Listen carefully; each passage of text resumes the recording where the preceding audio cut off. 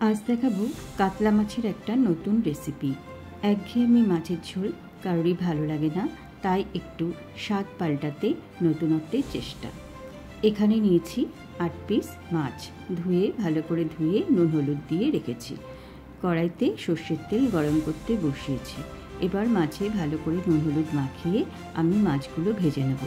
মাছগুলো খুব কড়া করে ভাজবো না, আবার খুব হালকা করেও ভাজবো না। খেলনাবাটি খেলি চ্যানেলে আমার সকল বন্ধুদের জানাই অনেক অনেক স্বাগত।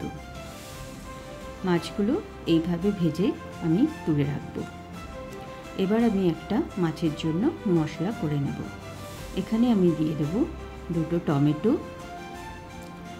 আর দেব একটু আদা, একটু রসুন, 4টে কাঁচা লঙ্কা আর 4টে শুকনো লঙ্কা।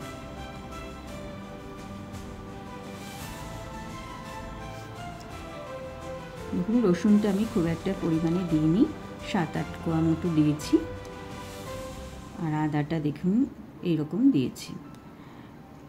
এবারে দেব চাপোটা ছাড়িয়ে 4টে শুকনো লঙ্কা দিয়ে আমি মশলার পেস্টটা করে নেব। ওদিকে কড়াইতে মাছ ভাজার তেলে দিয়ে দিলাম একটা তেজপাতা ফোড়ন দিয়ে দিলাম পেঁয়াজ। এখানে একটা বড় সাইজের পেঁয়াজ আমি নিয়েছি। নুন হলুদ দিয়ে পেঁয়াজটা ভালো করে ভাজা করে নেব। ভাজা হয়ে গেলে আমি এখানে মশলার পেস্টটা দিয়ে দেব। এবার মশলাটা ভালো করে কষিয়ে নেব। বাড়িতে কোনো অকেশন হলে বা অতিথি এলে আপনারা এইভাবে মাছ রান্না করে দেখতে পারেন। এবার আমি গরম জল পরিমাণ মতো দিয়ে দেব, খুব বেশি ঝোল হবে না। দেখুন ঝোলটা ফুটে উঠেছে।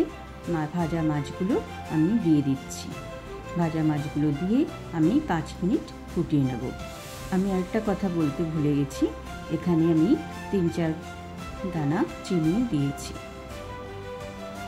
মাছটা আমার ভালোভাবে হয়ে গেছে, এরকমই ঝোল থাকবে। এবার আমি গ্যাসটা বন্ধ করে দিয়ে দিলাম ধনেপাতা আর কাঁচা লঙ্কা। এবার আমি নামিয়ে নেব। হয়ে গেল আমার নতুন স্বাদের মাছের রেসিপি।